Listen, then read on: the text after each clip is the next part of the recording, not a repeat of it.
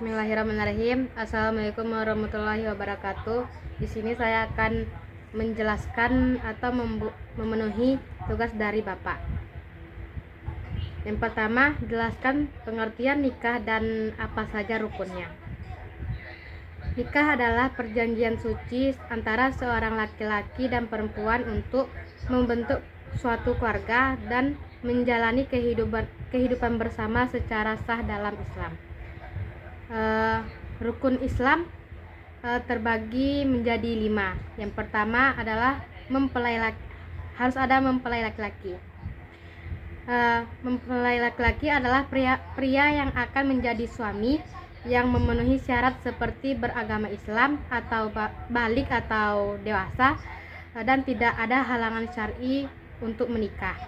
Yang kedua, mempelai wanita adalah wanita yang akan menjadi istri dari sang suami yang jadi harus beragama Islam, balik dan tidak ada halangan syar'i untuk menikah. Yang ketiga, wali nikah. Wali nikah adalah wali dari mempelai perempuan yang berhak menikahinya.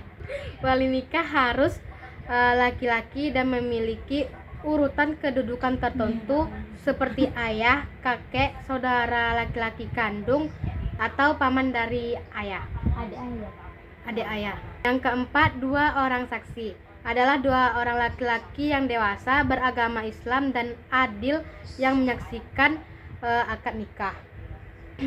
Yang terakhir adalah ijab dan qabul. Ijab dan qabul adalah upacara ijab atau pernyataan nikah dari wali mempelai perempuan dan qabul persetujuan dari mempelai laki-laki yang harus diucapkan di hadapan saksi. Yang kedua, jelaskan apa yang dimaksud dengan iddah dan apa manfaatnya. Masa iddah adalah periode tunggu yang diwajibkan bagi seorang wanita setelah perceraian atau kematian suami untuk memastikan tidak ada kehamilan dan memberikan waktu untuk berduka dan memulihkan diri. Manfaat masa iddah. Yang pertama, memastikan kehamilan.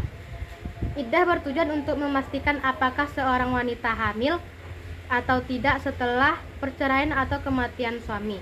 Jika wanita hamil, maka masa iddah akan berlangsung hingga ia melahirkan, sehingga jelas siapa ayah dari anak tersebut. Yang kedua, menjaga garis keturunan.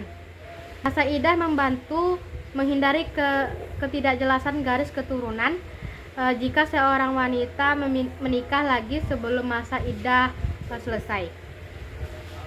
Yang ketiga, memberi waktu untuk berduka. Iddah memberikan waktu bagi wanita untuk berduka dan memulihkan diri setelah kehilangan suami atau mengakhiri pernikahannya.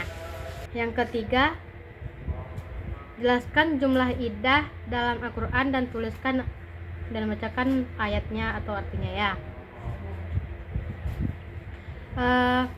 Masa iddah ada 2. Yang pertama, iddah karena perceraian atau talak.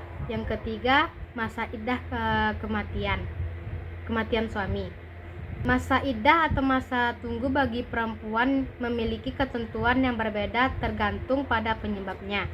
Jika perempuan dicerai, masa iddahnya adalah 3 kali quru, seperti yang dijelaskan dalam surah Al-Baqarah ayat 228 yang artinya, dan para istri yang ditalak hendaklah menahan diri mereka atau menunggu 3 kali quru. Quru dapat diartikan sebagai 3 kali haid menurut sebagian para ulama atau 3 kali suci. Jika perempuan ditinggal mati suaminya, masa iddahnya adalah 4 bulan 10 hari, kecuali jika sedang hamil, maka iddahnya adalah sampai ia melahirkan.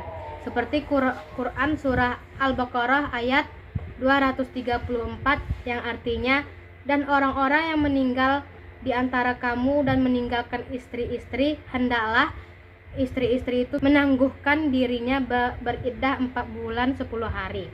Yang keempat, seorang istri dalam keadaan hamil, suaminya meninggal dunia, jelaskan masa iddah yang berlaku.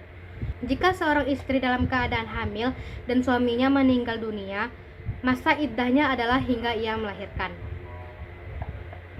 Alasan masa iddah hingga melahirkan, masa iddah yang diperpanjang hingga melahirkan bertujuan untuk memastikan bahwa jika anak yang dilahirkan nanti merupakan anak suaminya, maka hubungan nasabnya akan jelas. Soal yang kelima, yaitu salah satu kewajiban suami setelah menikah adalah nafkah. Apakah pendidikan atau melanjutkan kuliah termasuk nafkah yang harus ditunaikan suami? Pendidikan atau melanjutkan kuliah dalam konteks nafkah tidak selalu secara langsung dianggap sebagai kewajiban suami. Namun ada pendapat yang menganggap suami wajib memberikan kesempatan bagi istri untuk mendapatkan pendidikan, terutama jika hal itu bermanfaat bagi agama, bangsa, dan negara. Kalau pendapat saya, seandainya suami si istri sebelum nikah sama suami, dia masih dalam keadaan kuliah, lalu menikah, tergantung kesepakatan orang tua perempuan dan suami. Jika suami mampu untuk melanjutkan pendidikan, membiayai perkuliahan dari istri, tidak apa. Tapi kalau orang tua mau tetap melanjutkan membiayainya, tidak apa juga. Itu pendapat saya. Oke. Sekian, terima kasih. Jika ada yang kurang, mohon maaf. Wabillahi taufiq wal hidayah. Wassalamualaikum warahmatullahi wabarakatuh.